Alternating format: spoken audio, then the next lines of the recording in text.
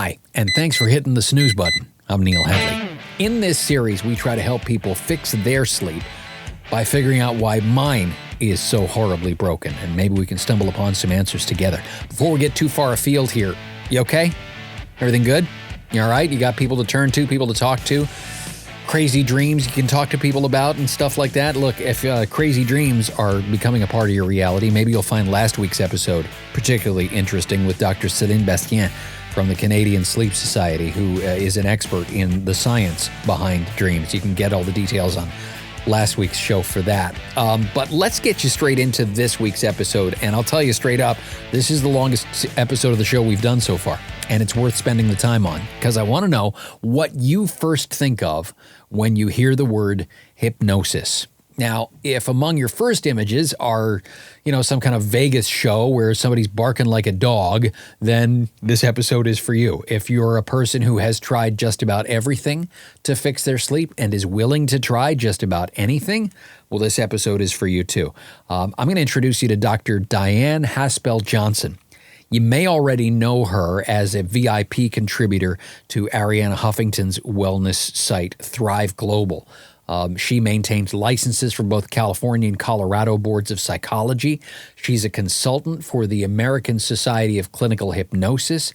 She's the co-founder of the Los Angeles Erickson Institute and a member of the Society of Clinical and Experimental Hypnosis, American Psychological Association Division of Hypnosis. As it goes in this field, she's one of the heavyweights, and there's a lot to unpack here, and it's already going to be a lengthy episode, so more than enough of me already.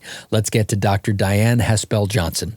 I am starting to get the impression that people know this first question is coming, and that in some cases they have actually maybe even had the opportunity to rehearse what their answer is going to be. We will see if that's the way it goes here as I ask you, how did you sleep last night? Well, I did know that you were going to ask me that question. And I did hope last night that I was going to sleep really well because I thought, what am I going to say if I slept terribly? But I actually did sleep well. Like you were worried about presenting homework to the teacher? Is that what it was like? Exactly. Oh, wait. Yes, I slept pretty well. I slept about 7.5 hours. And I'm always very grateful when I sleep well, even though I generally sleep well, because I had the first half of my life where I slept terribly. And then I discovered hypnosis when I was in graduate school, and it dramatically changed things for me. So probably 95% of the time I actually do sleep very well, meaning, and I mean by that, that I wake up and I feel rested, and I feel more resourced. I feel like things are like kind of organized a bit in my unconscious. So I'm happy to say I slept well. And also, by the way, with recent changes where we're in a sheltering position, I noticed that I had a couple of weeks where I was not sleeping as well, and I started to think about some little exercises to do to help myself relax, help my body relax, help my mind relax. And so I was thinking maybe at the end of this podcast, I could share a little exercise with the listeners about what I figured out, what I discovered, a little tip. Okay. So I've written down on a notepad here, exercise at the end. So it is now my job to track that moment. And you took my next question right out of my mouth, because I wondered how, for somebody who, gets the proper amount of sleep, or at least the recommended amount of sleep, I wondered if coronavirus, COVID-19, everything that's going on with that, which as we are recording this, we are right in the thick of it. I wondered if there had been an impact there for you. And you're saying there was an impact that maybe even lasted as long as a couple of weeks. Yes, there was an impact.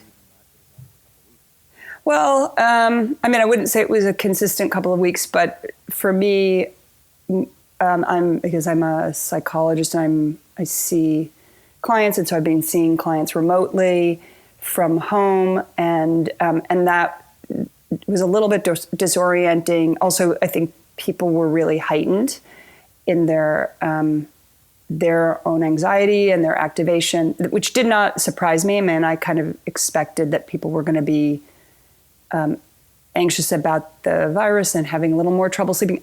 What I didn't expect, and what I have found is that pretty much every single, not just client, but person I know, when I've really talked to them, has had all of their kind of core issues, like those underlying constellations kind of get triggered by this.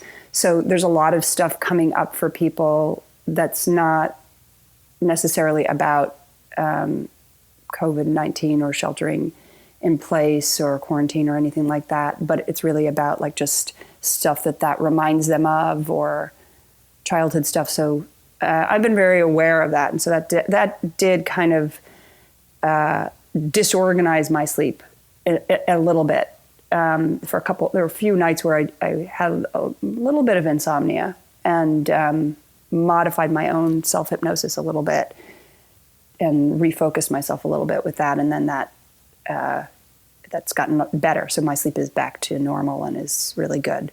Interesting metaphor that you used when you talk about constellations, because that's exactly what, and I realized I had been struggling for the right metaphor, but now you've nailed exactly what it is, because, yeah, for a lot of people, their North Star has shifted.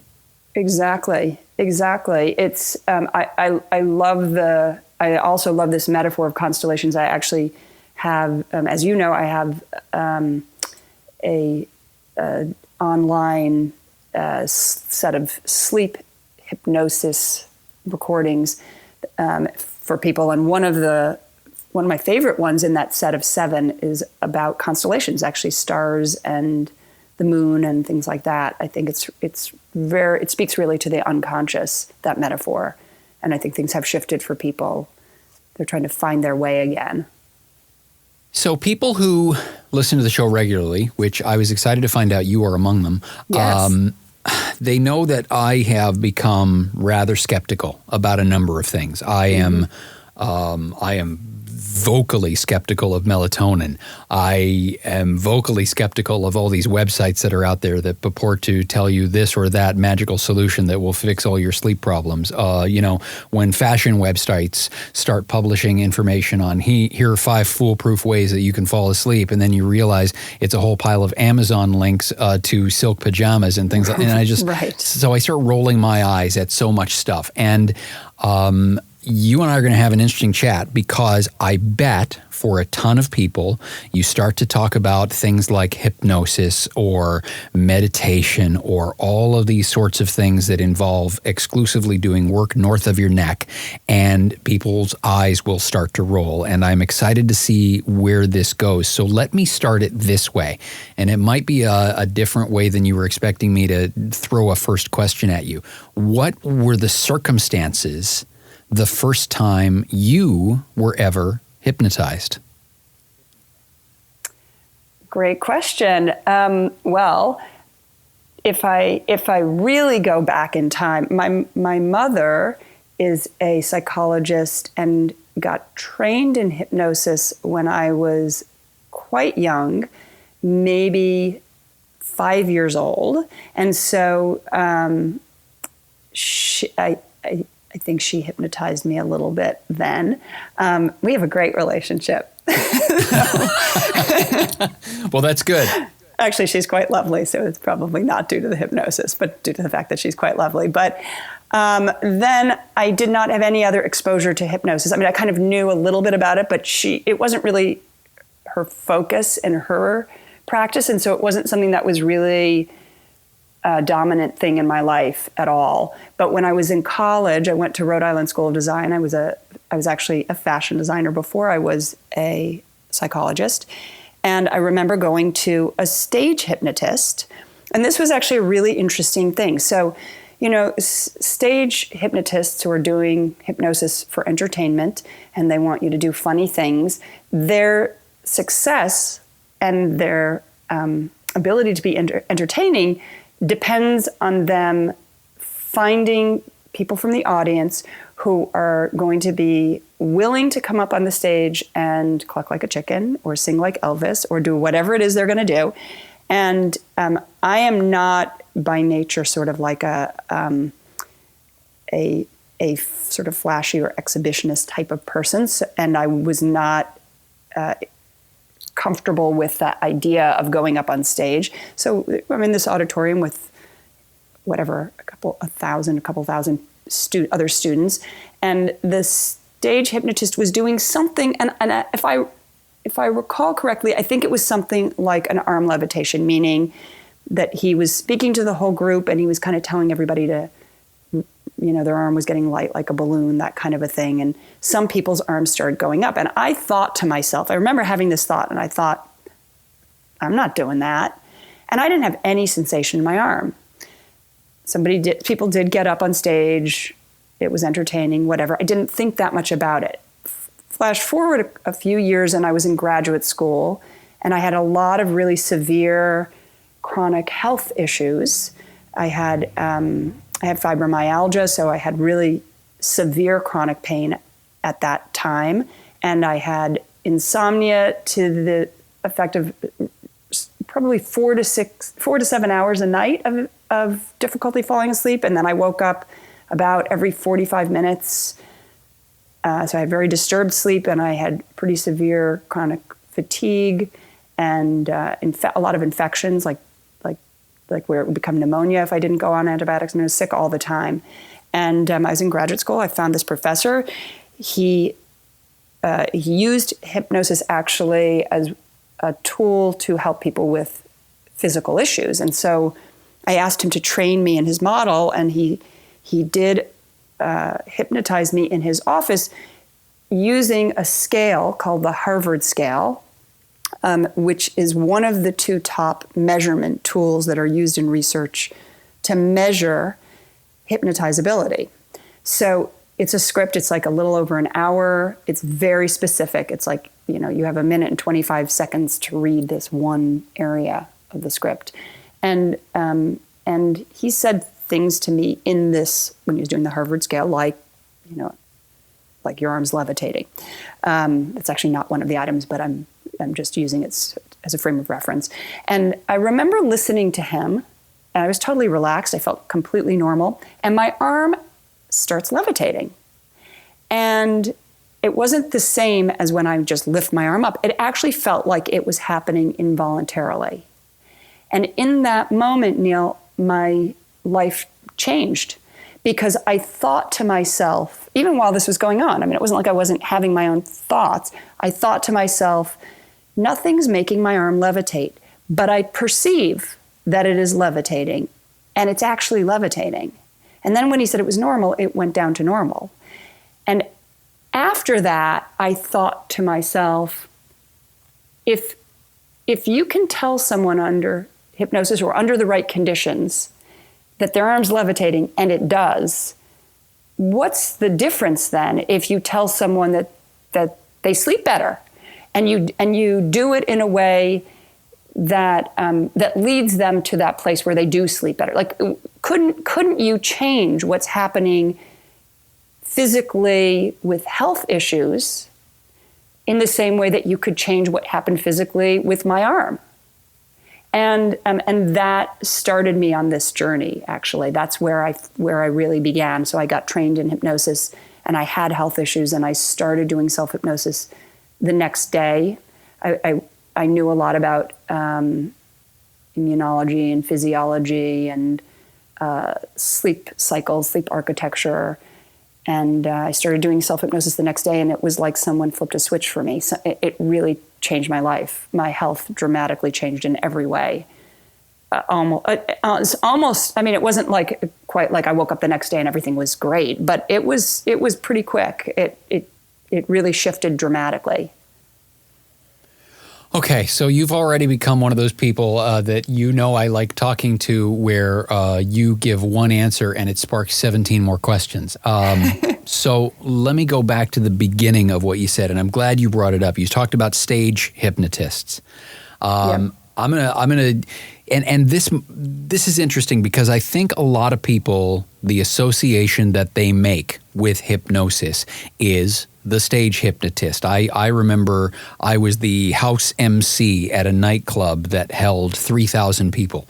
And one night, the performer was a guy named Mike Mandel, no relation to Howie. But Mike would do the whole cluck like a chicken thing, and it was a 2-hour show when Mike did it. And the signature thing that he was the most famous for was that he would give this very strict sort of instruction to people as he was hypnotizing them, where he would say, "You are not going to remember anything that you did up here on this stage tonight until you go to the bathroom. And the moment you go to the bathroom, it will all come flooding back to you, and it will seem 10 times more embarrassing than it probably should be." And so then what would happen is there would be this 2-hour show, and people would start following their friends who had been up on stage into the bathroom so that they could actually be witnesses to the moment where everything came flooding back. And there were these horrific shrieks coming out of the bathroom because people were remembering what they had done while they were on stage. And while it was wonderfully entertaining for the bar patrons, and I'm sure on some level for the people that were standing on the stage being part of the show, do the stage hypnotists, did they hurt the cred of hypnosis as an actual clinical tool? I think they did, and I think that continues to happen. And the way that hypnosis is portrayed in the media, a lot of times, I think, unfortunately does hurt the public perception of hypnosis and how it can be used as a tool for healing. And I think it's really a shame that that happens, because what I have seen is that it can make a huge difference, and it is, to my mind and my experience, it is the most empowering thing that I've ever come across for people. I always think of it, this is the metaphor I like to use, I feel like it's like a buried treasure that people have in their backyard that they didn't know they had. And so in my work, whether that's people accessing the online self-hypnosis resources that I have, or whether that's in my office, I feel like I'm helping give people a map to this incredible gift that they have. So I really do think it's unfortunate that it's been utilized in that way, and in my mind, sort of, it's an abuse of a quality that we, or most of us, have access to if we know how to access it. Well, I mean, and my it can first. Really be, Go ahead. No, I think it can be a great and powerful tool. I mean, my first memory of hypnosis is Fred Flintstone saying "yabba dabba do." Yeah, and not being able to say anything else, because Fred, that, and so everything that I ever would come to think later about hypnosis was somehow based on Fred Flintstone saying "yabba dabba do," and I recognize, by the way, that I have just predated, probably 80% of the people that listen to the show. But let's talk about the cred for a second, because I mean, you've mentioned before we started rolling that you listened to the show before you became a guest. I find I get notes all the time from neuroscience geeks and sleep nerds who are scientists but listen to the show as well.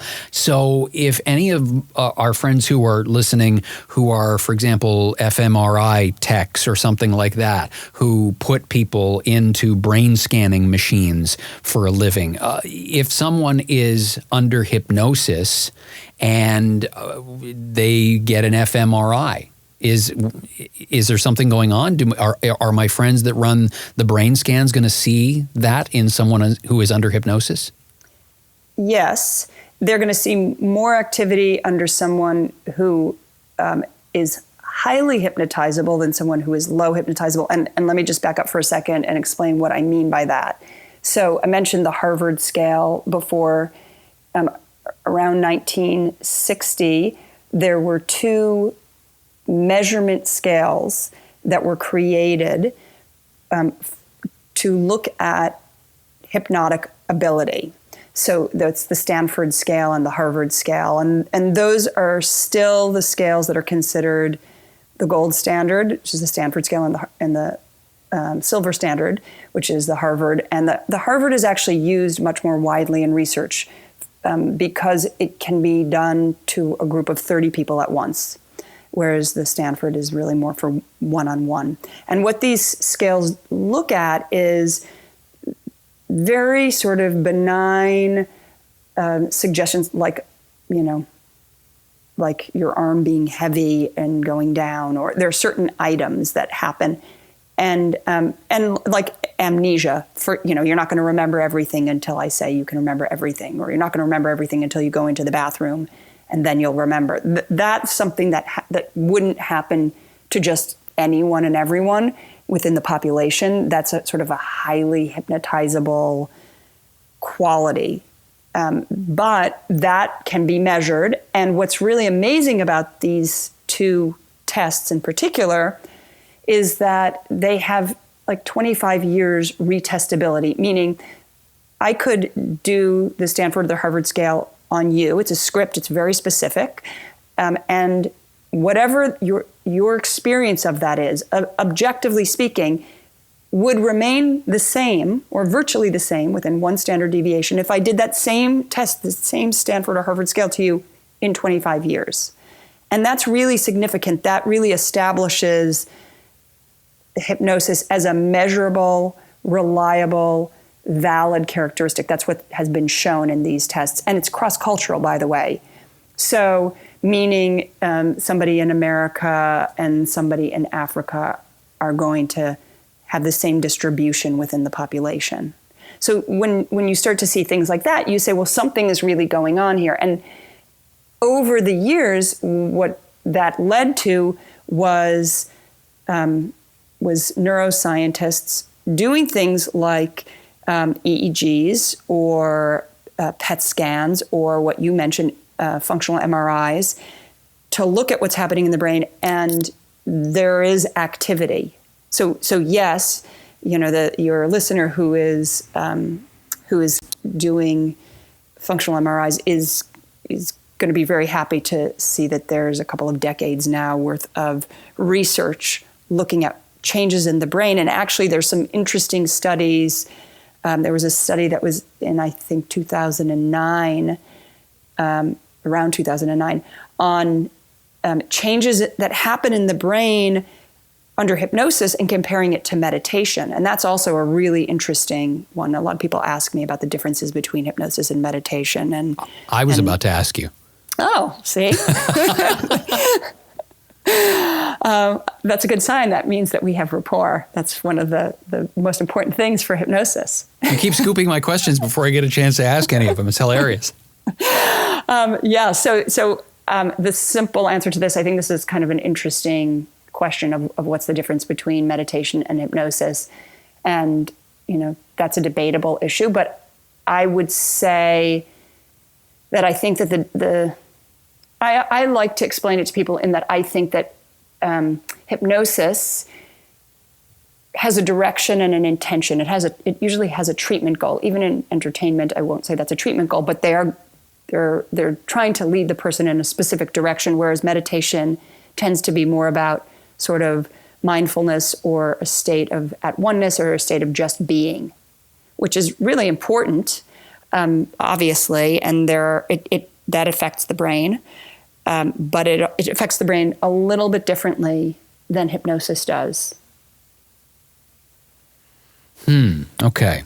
Now, so when you say that there is a different impact between the two, so okay, let's get into the weeds on this. What's the difference between a meditating brain and a hypnotized brain? What's happening there?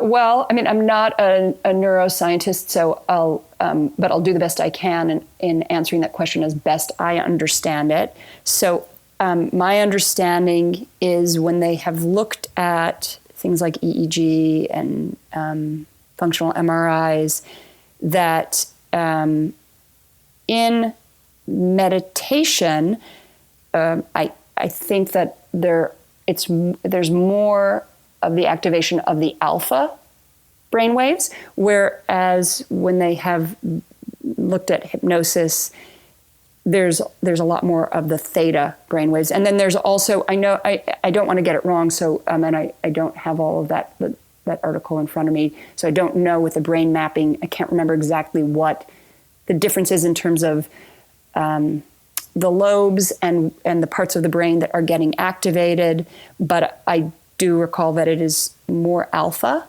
with meditation and it is more theta with hypnosis. And that's important with regards to sleep also. So maybe we can talk about that a little bit too, and why I think hypnosis is actually more effective in treating sleep than most types of meditation are.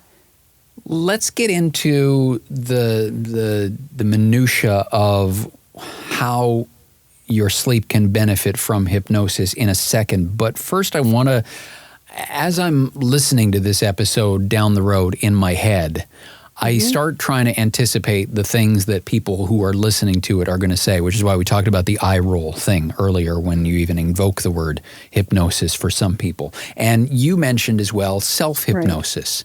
Right. And so yes. when I've heard people talk about self-hypnosis before, and I know you get this all the time, to the point where you can probably predict the question before I'm even finished asking it. When people start talking about self-hypnosis, one of the questions that pops up for people is, how do I bring myself out of it? Right. So that's a great question. And you know, I actually have on my website, if the listeners are interested, I'm sure you'll put it in the show notes, drdyan.com, and there is a page called Truths About Hypnosis. And I really, actually on my website, that's probably my favorite page, because I think it answers some of these types of questions. And people have a lot of questions about hypnosis. I think a lot of people are intrigued by it, and a lot of people are afraid about it. And the question you're asking, I think, is one of the reasons that people get a little nervous of, well, what if I can't come out, and what if I lose myself? Yeah, what if I get down so far deep that I can't come back? That's one of those questions that pops up, I think, for people, which, you know, and I'm excited to get into the specifics of hypnosis and sleep. But before we get to that, if there are people listening who right now are just, okay, that's just never going to happen because I'm afraid to try it, because what if I can't get out? Then right. Let's nip that in the bud for them, so that then they can go through the rest of this conversation kind of with right. an open mind. Great. Yeah. I want to actually even wind back a little bit further and go to sort of unpacking a little bit of what hypnosis actually is, which again, you know, that's kind of a debatable issue, because people are still trying to figure out, why does this work the way that this works? Why does this make such a difference? But what I would say first and foremost to the listeners is, we go in and out of hypnosis or self-hypnosis all the time.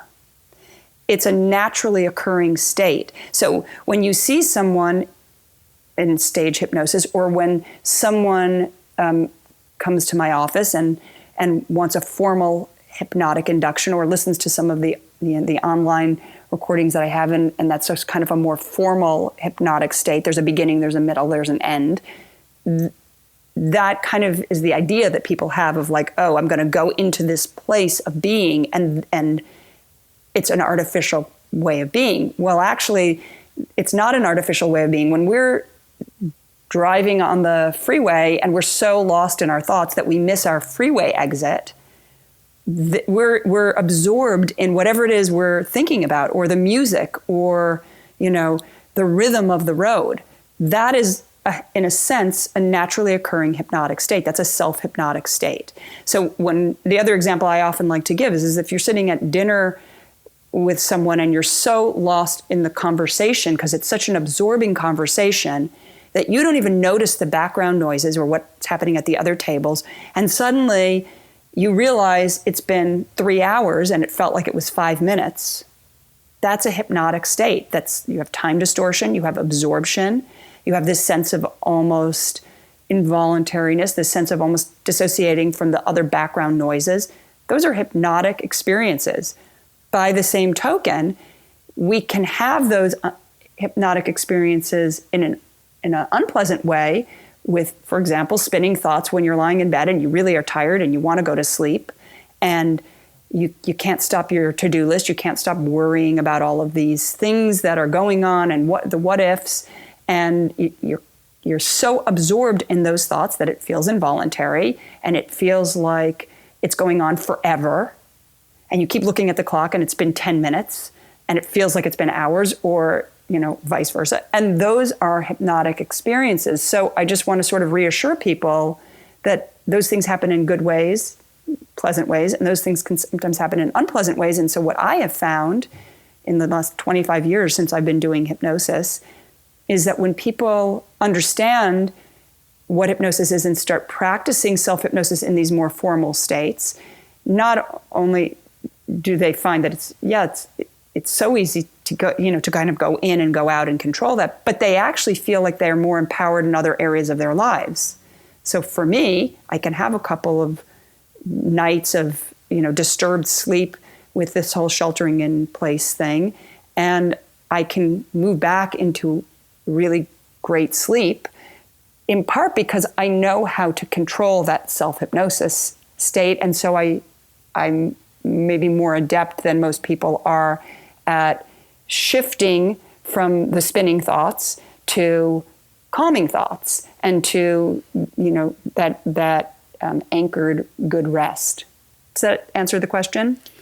It absolutely does. And so I guess maybe the best place to go back to from here is because again, we went down the cluck like a chicken road for a minute, and I'm sure there are people who are trying to figure out, okay, the cluck like a chicken part I understand. How is it going to help me sleep though? And so what can hypnosis, and like you said, it's I guess partly a function of how hypnotizable you are.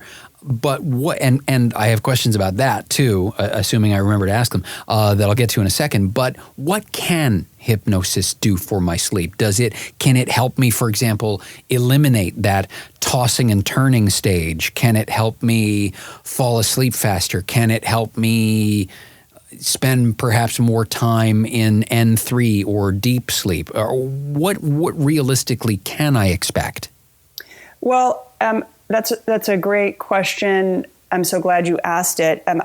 So one of the reasons that I'm so passionate about sleep and teaching people self-hypnosis for sleep is because I think that self-hypnosis is a particularly powerful tool for sleep, partly because, so this is the way I sort of think about it.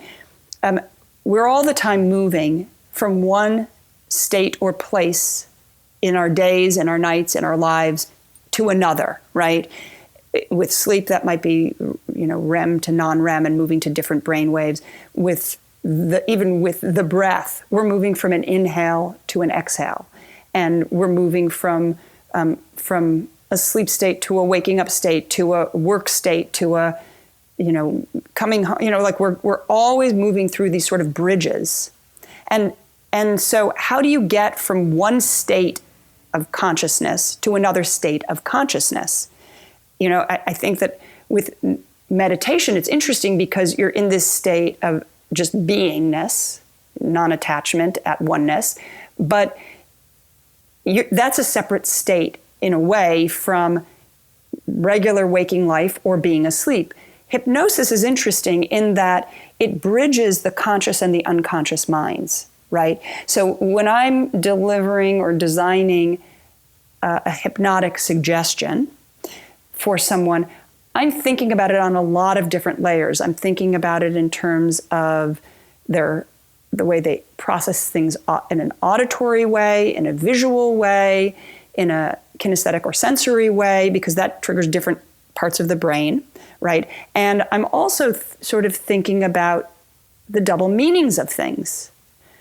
One of the things that has been frustrating to me, or maybe it's been motivating to me, it's what motivated me to create the online hypnosis tools, is that I've listened to a lot of the apps for relaxation for sleep, and I have been dismayed to hear in the language that I don't really think that they bridge the hemispheres of the brain, the left and right brain. They don't really seem to tap into the architecture of sleep. I think if you're going to deal with sleep and speaking to the unconscious about sleep, you need to be mindful of the way sleep actually is structured and works.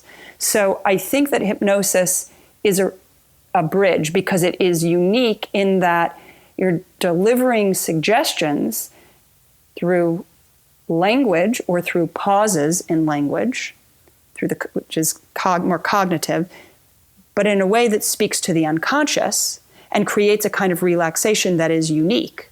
So that's sort of part one of that answer. And part two of that answer is what we were talking about before, what you brought up before about the differerences in the brain in sleep and how if there's something that you can actually see. And remember what I said before is it seems to be a theta brainwave. Well, theta comes into the lighter non-REM sleep. That's what's happening. So it's a slower and lower frequency than alpha, which is what tends to happen more in meditation. And so because you're going into a deeper, more relaxed state, and a state that is familiar, if you will, to what happens in some of the stages, more the third, non-REM cycle, you're actually, you're in the wheelhouse, right? So I think that those are some of the reasons why I think it's particularly effective in dealing with sleep and why it can help people. Do you have people that come into your office who are of the opinion, okay, I'm unhypnotizable, you won't get me, I'm immune to this sort of thing? Does that happen for you? Yes, it does. And, as I said, I learned hypnosis using the Harvard and Stanford scales. So it was very research-oriented, the way I learned. And then I did my basic and intermediate workshops, and I started doing self-hypnosis every day. I actually was doing it twice a day for probably the first 8 years or so. And it's now once a day I do my self-hypnosis, but I've almost never missed in 25 years. I still find that it just makes me a better version of myself. So I've trained in the more research-oriented. And then I was really fortunate in that I was working part-time the whole time I was in graduate school, and then after graduate school for a while, for like 20 years, with my stepfather, who is a holistic board-certified internist, allergist, immunologist. So because there was such a change in me and my symptoms and my blood tests and my allergy skin tests and all kinds of things after I started doing hypnosis, he started having me work with patients and make them self-hypnosis recordings. So I was able to actually see physiological changes happen with the hypnosis. And so I think as a result of that, what I started to do was to work very much with the individual who was in front of me. And I thought, well, if someone has a problem and they're suffering and I want to help them, what's the best way for me to do that?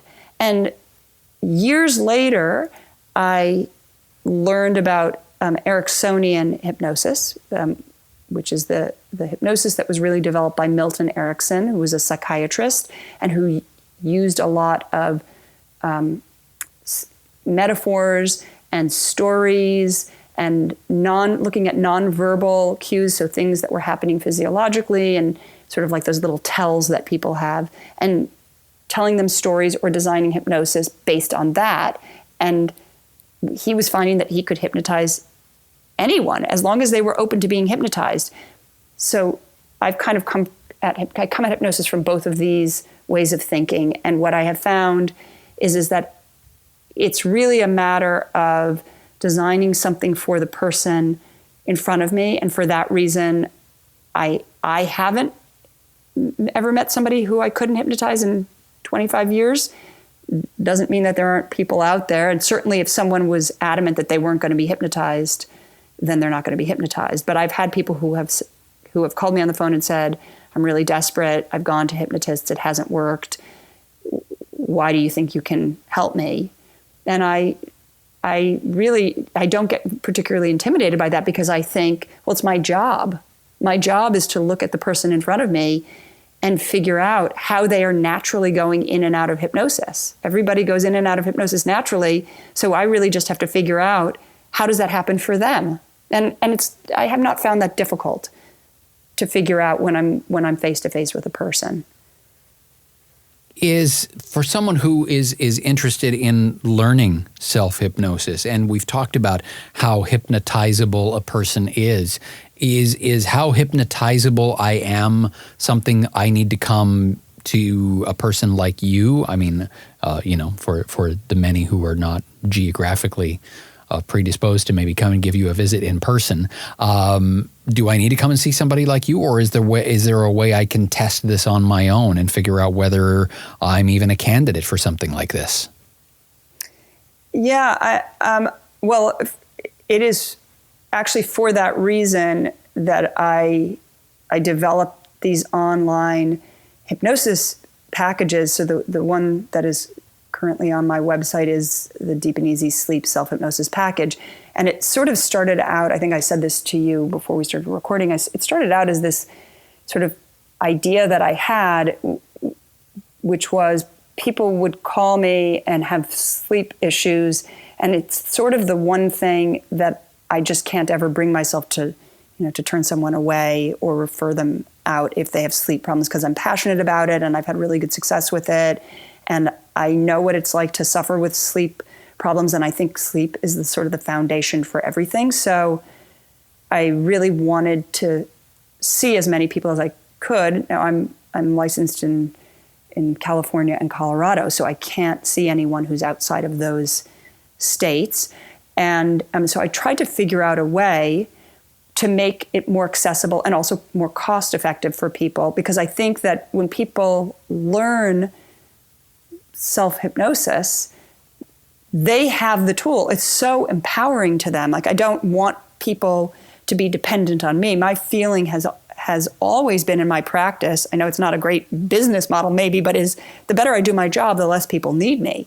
So I thought, okay, I'll just go into a recording studio. I want this to be really like good quality, and it'll take me 200 hours to just write up how people can use it and put it online and have these recordings. And then I got all excited about it and I started I was like, let me design them, and I want them to be different lengths and have different metaphors so that they go together, but they can mix and match, and different people have different favorites. And I was like, I'll make 7 of them. And then I was off to the races. So then, it took me a couple of years actually, and thousands of hours, because what I ultimately decided was, if it's just another thing that people download, they're not really going to understand how to use it and what the difference is of the different recordings and what they do. Like, there's one that's like 8 minutes long, and it's for if you wake up in the middle of the night and you have trouble going back to sleep. And that's quite different than someone who feels their breath is sort of anxious and they snore. It's like there's different components of sleep. So what I did was I actually made 2 how-to videos and an ebook that is like a guidebook that accompanies those self-hypnosis recordings and really educates people about what hypnosis is, how hypnosis relates to sleep, and some of the research on hypnosis and sleep, and the what, where, when, how. What if you're interrupted when you're doing it? How do you know that you will come out of it? All of these things are in this set. So it's kind of been a labor of love for me. I really encourage people to kind of think about hypnosis for sleep, because I do think it's unique, and I think it's really kind of a game changer. I mean, also just being able to do some self-hypnosis even during the day, and it doesn't have to be 45 minutes. It doesn't have to be 30 minutes. It doesn't have to even be 15 minutes. It can be 5 minutes. It can be, even 2 minutes is better than nothing. And I think that when we start to find these little bridge moments, these little pockets of rest during the day and before we go to sleep, it just makes it easier for us to go to sleep. It's interesting that you say that even a couple of minutes, because, here in our house, we are big fans of the 10% Happier meditation app. And there's a great sleep component on there as well. The interesting thing is a lot of those meditations work for my wife. None of them work for me. But one of the things that Dan Harris, who kind of spearheaded the whole 10% thing, because it's named after a couple of the books that he wrote on the subject, he became a proponent of the idea that even 1 minute is enough to make a difference. And so to hear you say, yeah, even a couple of minutes is enough, because I think that might be one of the other things for people is, the investment of time. Like I think about the people who nap, and I'm so envious, Dyan, of the people who nap, because it takes me forever to fall asleep. And so if I'm going to take a 20-minute nap, that probably involves at least 2 hours in bed before I can get to the 20-minute nap part. So is there something that is offered by hypnosis that might help me actually be able to realistically take a nap someday? Yeah, I think so. And I would also say that what I have found is that that doing self-hypnosis can really be a game changer. And so I don't nap almost ever, but I do my self-hypnosis, and I sometimes will do self-hypnosis when I'm going to sleep, but I will also do it at different points in the day, and I encourage other people. There's actually there's some free resources on my website, and there's actually an ebook that people can download for free, and a little video that accompanies it where I kind of actually talk a bit about on this subject. And I think what people are really looking for is, in a sense, metaphorically, a nap, a rest. I mean, one of the thoughts that I have is although I'm kind of a sleep hypnosis expert, really for me it's not actually about the sleep. I consider sleep issues to be a symptom of a lack of rest. So in other words, what I really think is that we kind of need to rest in order to rest.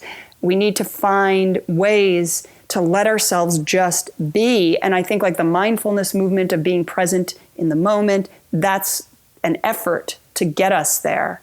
But when I started really thinking about it, and I had this idea, this concept of rest in order to rest, I was like, well, why do I think that? Why is that really what I'm passionate about? And it was really like, well, people all the time are looking for that. We work so that we can go on vacation and rest. We want to put away money for retirement so that at some point we can just rest. We want to be in a relationship with a partner where we can really be ourselves and feel like, now I can rest, knowing that this person has my back.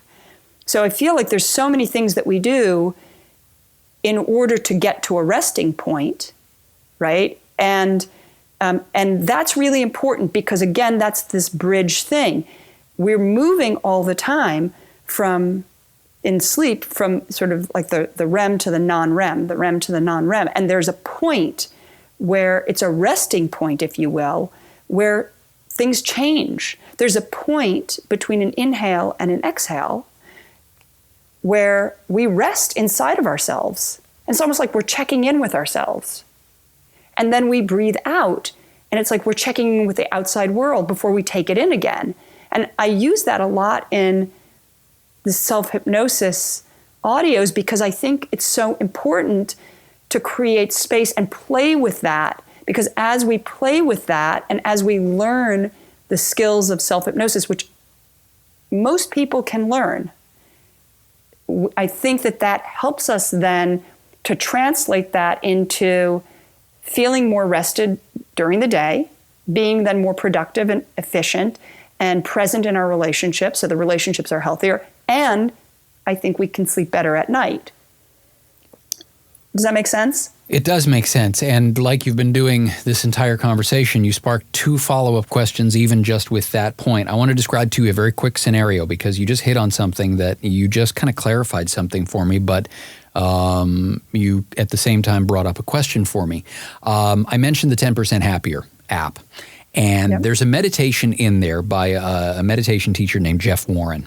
And it was a meditation that they had actually custom crafted for the pop singer Josh Groban, where it was designed to tap into creativity. And the entire idea behind the meditation was, it was about a 15-minute session, but it was to get you to focus on your breath, as so many meditative practices do, focus on your in and then focus on the out. But then once you've got that down, the instruction was to really zero in on that space between the in-breath and the out-breath, that moment of just nothingness before you are done inhaling and it's about to turn into an exhale. There's that space, and they encourage you to really, really focus on it. And so the first time I did the meditation, I was going through that process, and I was really doing, I thought, a pretty good job of zeroing in on the space between the in-breath and the out-breath. But there was a moment in the middle of all of that where the only way I can describe it is if my consciousness basically stepped off of a ledge and there was nothing all around me, almost like, I don't know if you watch Stranger Things, but that scene we keep seeing in Stranger Things where Eleven shows up in that space where there's just nothing but blackness all around her. There's no sense of up, down, left, right. There's no sense of time. There's no sense of anything. And so as I listened to you describe this bridge state, was I doing self-hypnosis in that moment and I just haven't been able to put a label on it until now? Because ever since that moment, I've been trying to figure out what the heck happened. Yeah, I think that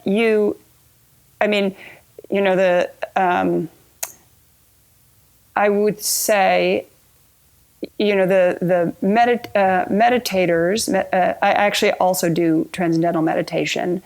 So I'm doing my self-hypnosis and transcendental meditation twice a day. But I would say meditators or mindfulness teachers would say you entered the gap. You entered that state of at-oneness. I would say, I would agree with that. However, I would also say that there's something that led you to that, and that was the intention of the practice. So in a sense, I would say, yes, you entered that through hypnotic pathways in a way. I mean, I think that the people enter a state of beingness and connecting to themselves in meditation and in hypnosis and self-hypnosis.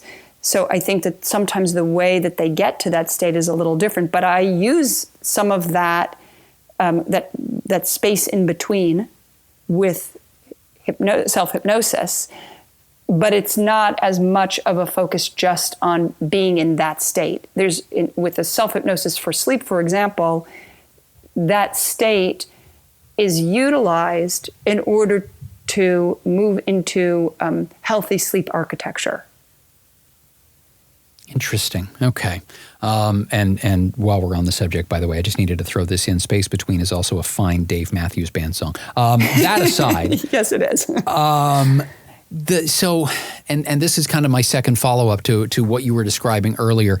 Is the hypnosis itself restorative in and of itself? Is it, because you hear the meditators describe this all the time. I remember when I was a kid watching Dr. Wayne Dyer, who would talk about how, a good 30-minute sit, if he was meditating, had the same restorative qualities as a full night's sleep, and which I found that to be an interesting claim, but that's as far as he was concerned, that was true. Is it the same for hypnosis? Is X number of minutes spent doing self-hypnosis, am I going to come out of that feeling, restored, rested, all those sorts of things? Because when we were back talking about the night's sleep you had last night, you talked about how great it is to wake up feeling rested and refreshed. I don't remember ever waking up feeling rested and refreshed.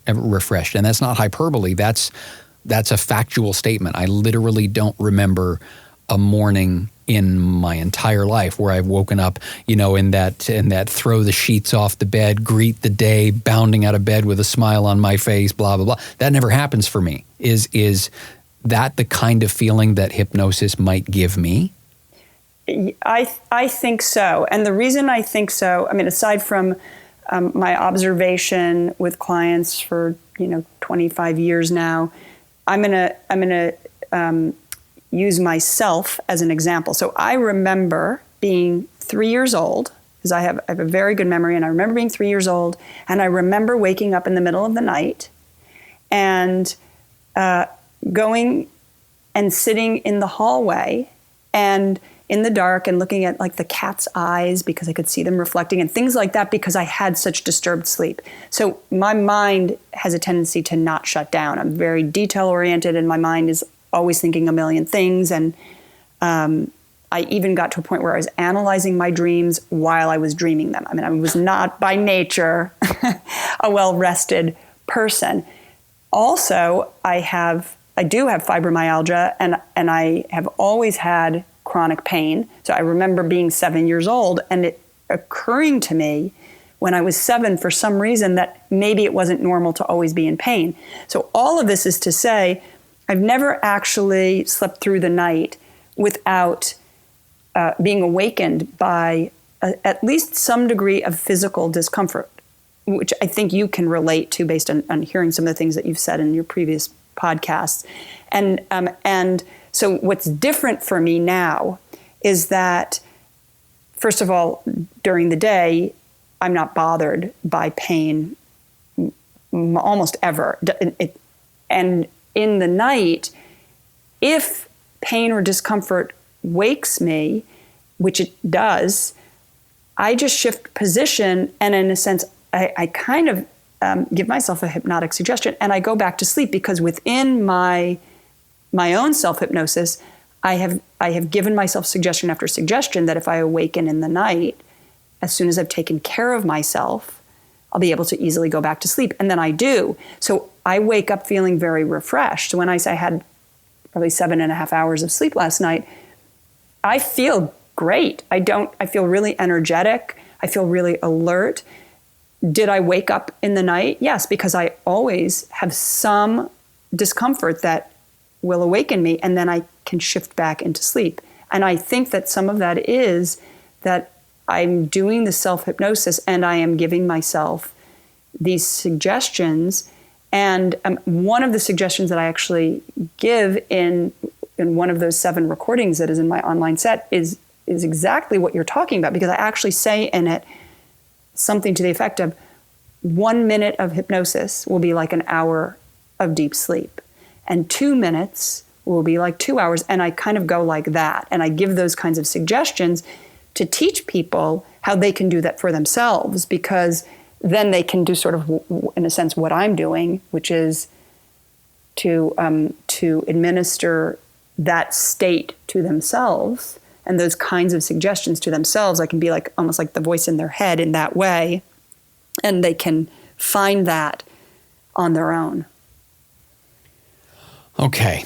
So with that said, and I just looked at the clock and I realized that as much as I am fascinated by every single person that's ever been on this show, and every single person that's ever been on this show has taught me something, we have crossed into that territory where this is the longest episode of the podcast since the podcast started.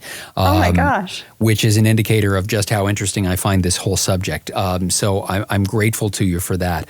But the one thing we did talk about right out of the gate is that you wanted to talk about an exercise as we got toward the end. And I think we've laid out sufficient groundwork now for people to be able to pursue all of the information that's on your website and explore all the stuff they can download and read and all of those sorts of things. So let's then cap it with this exercise that you wanted to take us through. Yeah, it's just a quick idea, and it's just something I've been playing with. On my Instagram, I do these once a week. I do a Tuesday sleep tip. It's like a little less than 1 minute video of some little sleep tips and exercises and visualizations and things like that.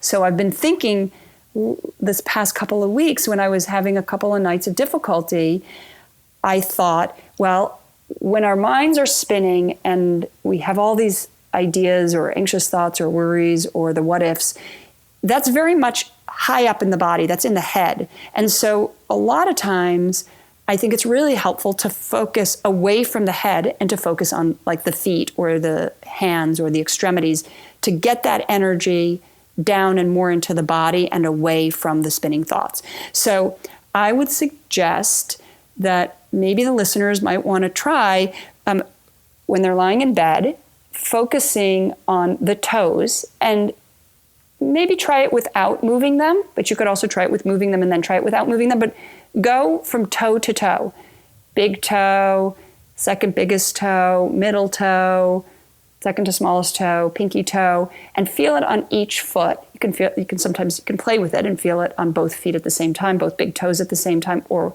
left foot and right foot, and go one by one and focus your energy and attention on the toes. And what I found when I was having these nights of a little bit of difficulty sleeping was, and I was playing with this idea, is that I never really got more than, 3 feet in before I then fell asleep. And I think it helps with the concentration, right? You're concentrating on this thing. And it actually takes a little bit of concentration to focus on each toe and really feel each toe if you're not moving it. And it takes energy away from the head. And it's also really kind of grounding in the body. And it also gets a little bit boring. So I think that helps too. I love this idea. Okay, see, now I have homework, and I love the episodes where I have homework after too. Listen, we're going to make sure that everything you could possibly want to know about how to contact you, about what you're doing online, we'll make sure that that's all in the show notes and on our website as well. I appreciate the time. And I'm, like I said, I'm aware that this is now the longest episode of the show we've ever done. And I felt like it needed to be to kind of help us cross some of the hurdles that might be for some other people and get into the nitty gritty of why this actually might make a difference for folks. And if I can throw one last question at you, that's partly, me search, but also might be helpful for other people as well. Am I going to find self-hypnosis easier if I'm already a meditator? That's an interesting question. Maybe. It's a little bit of a vague answer. Maybe. I mean, I've seen so many, thousands of people over the years, and I have had people. Well, I had people who have never meditated and never done hypnosis. When we do the first hypnosis in my office, I've actually had people start to cry tears of joy during the hypnotic induction, because when I ask them why, later they say it's that they felt like they returned to themselves in some way, or that they never experienced themselves in that way. And those are people who haven't meditated. And then I've had people who do meditate and they seem to love hypnosis and they like to do both. They do their own meditation and then they also do the self-hypnosis. So I'm not sure whether it makes it easier or not, because I've seen a broad range. And I think most people, if they're interested, can be hypnotized and would get something out of it. I would just say this one little caveat, which is that if someone has PTSD or some type of dissociative identity disorder or some schizophrenia or things like that, then I would recommend that they see a licensed healthcare professional who does hypnosis and work with that person and not do something online. I think that people need to sort of be careful and responsible if they have some of those issues. So I just want to say that as sort of a caveat. That's perfect. Again, thank you so much for the time. And we'll make sure that everybody knows how to find you and how to get all their questions answered. I can't thank you enough for this. I'm truly optimistic about it. Great. I'm so happy to be on the show. This has been so much fun. And I can't wait to hear how it goes for you. There you go, Dr. Dyan Haspel-Johnson on the Snooze Button podcast, and appreciate her taking some time and making some room for us. A couple things we didn't get a chance to mention in the episode. Her website, which is drdyan.com, spelled D-Y-A-N. So Dr. D-R, it's D-R-D-Y-A-N.com. One of the things that's not in the episode, she has created during this time of quarantine a 50% off code for her deep and easy sleep self-hypnosis package. So if you want to get in on that, and this link will be in the show notes, it's drdyan.com/shop, and the code that you need is HEAL2020. There's also a free video and an ebook that's called The 3 Biggest Problems with Sleep and the one thing you can do by 3 o'clock today to sleep better. And we'll have all those links out there for you as well. Lots of stuff for you on our website too, which of course is thesnoozebutton.com. Not only show notes, but a pile of helpful links there, the contest page. You can leave questions for our panel of sleep experts. We got a doozy coming up next week. A super easy way to rate and review the podcast. You can leave your feedback. You can get our social media profiles there. If you're so inclined, you can even support the show with a donation to help keep it commercial free. And remember, if you're crunched for time but you love the info, there are 9-minute versions of every episode with a different podcast called The Snooze Button Express, and we are diligently working to get caught up with the production of those episodes as well. So until we are back together next Monday here on The Snooze Button, my name is Neil Headley. Hey, get some sleep, would you?